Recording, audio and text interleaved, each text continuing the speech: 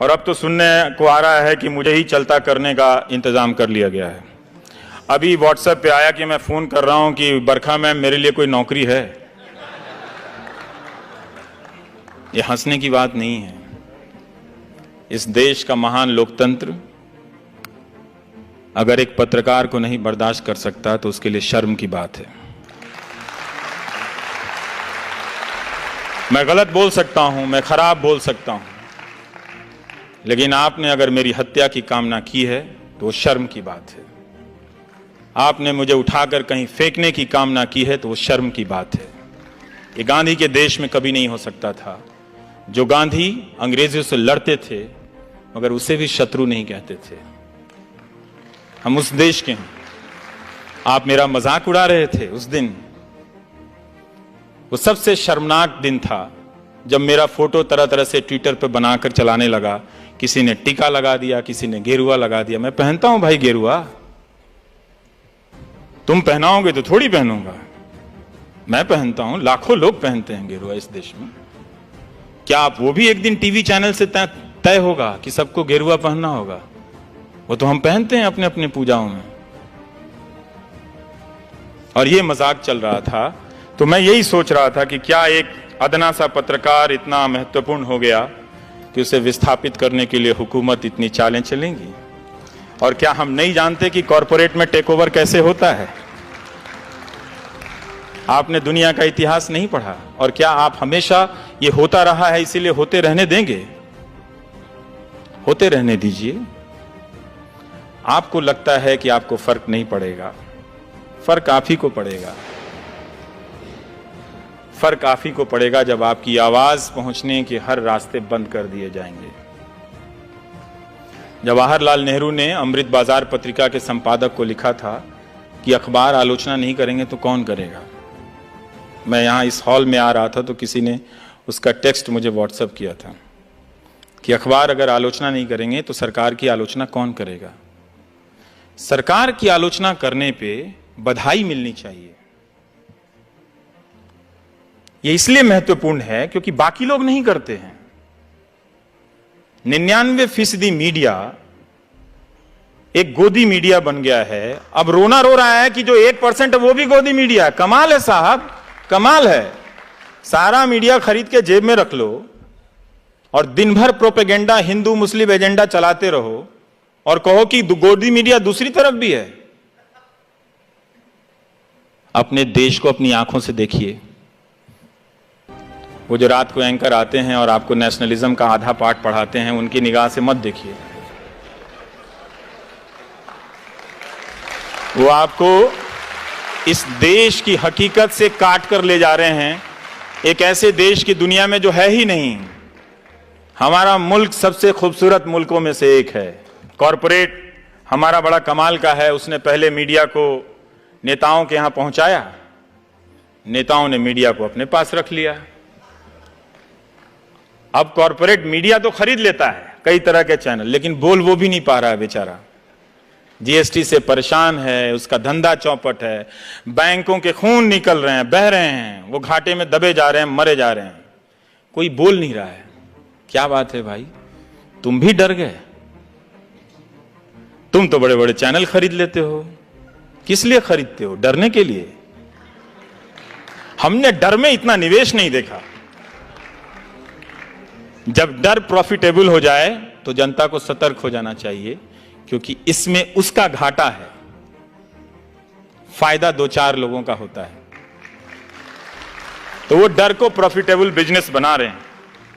और यही हो रहा है कि ना कॉरपोरेट बोल पा रहा है, ना जनता की आवाज पहुंच रही है, और लोग सड़कों पर अपने सवालों को लेकर खड़े हैं। शिक्षा मित्र रोज फोन करते हैं कि हम 1.25 लाख की संख्या में, हमारी आवाज कोई नहीं उठाता है। रोज रोते हैं बेचारे। तो नए नए तर्क गढ़े जा रहे हैं, आपकी आंखों में इमेज झोंके जा रहे हैं। मैं उम्मीद कर सकता हूं कि मेरा समय खत्म हो रहा होगा, लेकिन 2-4 बातें यही है कि लोकतंत्र की लड़ाई को आप आउटसोर्स मत कीजिए। गांधी की तरह सत्य के रास्ते पे चलिए, क्योंकि हमारे देश में सच बोलने का इकोसिस्टम नहीं है। इसे हमें स्वीकार कर लेना चाहिए। और इस इकोसिस्टम को हमने नहीं बनने दिया है। जो भी जरा सा चलता है हम उसे पागल घोषित कर देते हैं। जो ईमानदार होता है, कोई कलेक्टर आ गया, वो ऑनेस्टी से काम करता है, उसी के रिश्तेदार बोलेंगे पागल हो गया। ये दुनिया बदल देगा क्या? अब तक आप झूठ के साथ खड़े रहे हैं, कुछ साल तक सच के साथ खड़े होने का प्रयास तो कीजिए, हो जाएगा। वो राजा हरिश्चंद्र की जो कहानी सुनाई जाती है कि वो बर्बाद हो गए, बने थे सत्यवादी चलने, पूरा परिवार तहस नहस हो गया, अंत में उनके पास कुछ भी नहीं बचा। ये कहानी इस देश में सुनाई जाती है राजा हरिश्चंद्र के लिए की। पता है क्यों? क्योंकि आप हमेशा डरे रहे। और ये कहानी कौन सुनाता है पता है? जो पावर में होता है। गांधी ने ठीक इसका उल्टा किया। गांधी ने सत्य के साथ प्रयोग किया और खुद प्रयोग किया, लेकिन उस सत्य को अधिकांश जनता का हथियार बना दिया। ये लो सत्य। आज सीबीआई और जेल के डर से हमारा अपोजिशन भी नहीं बोलता, और गांधी ने उस सत्य के दम पे लाखों लोगों को, अंग्रेजों की जो डर का सबसे बड़ा कारखाना था, अंग्रेजों का फैक्ट्री थी अब डर की, जेल, उसमें ले आकर भर दिया। गांधी ने कहा अपने भीतर जेल जाओ और अपने भीतर के डर से आजाद हो जाओ। इनके पास टैंक है, तोप है, अफसर हैं, कानून है, सेलुलर जेल है, सब है, लेकिन जिस दिन तुम जेल जाने के डर से आजाद हो जाओगे, बाकी आजादी मिल जाएगी। ये गांधी का सत्य था। गांधी ने इसी सत्य के लिए अपनी जिंदगी दी। वो कहते थे कि सत्य की खोज में क्रोध, स्वार्थ, घृणा आदि विकार स्वभावतः छूटते जाते हैं, अन्यथा सत्य की प्राप्ति असंभव ही हो जाए। सत्य की खोज में सफलता प्राप्त होने पर मनुष्य में प्रेम और घृणा, सुख और दुख आदि के द्वंद्वों से पूर्णतः मुक्त हो जाता है मनुष्य। और वो अपना पैमाना गांधी बनाते रहते हैं। आप देखेंगे कि गांधी अंतिम तक प्रयोग कर रहे हैं। वो हारते हैं।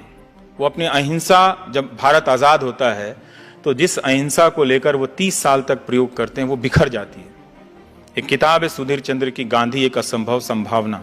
आप पढ़िएगा कि गांधी आखिरी वक्त में फिर अकेले खुद को जुटाते हैं।